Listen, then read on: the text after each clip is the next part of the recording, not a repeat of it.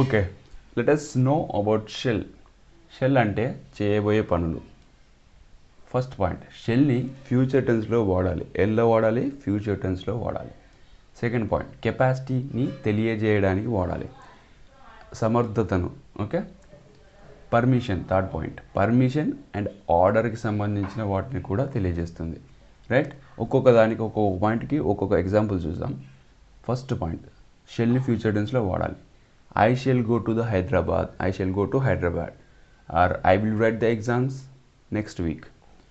Second point, capacity తెలియజేయడానికి. Shall I help you, తన కెపాసిటీని చెప్తున్నావు, నేను హెల్ప్ చేయగలనా. రైట్. థర్డ్ పాయింట్, పర్మిషన్కి సంబంధించి. Shall we go to the movie, మనం సినిమాకి వెళ్దామా, పర్మిషన్ అడుగుతున్నాడు. ఓకే, హీ పర్మిషన్ అడుగుతున్నాడు.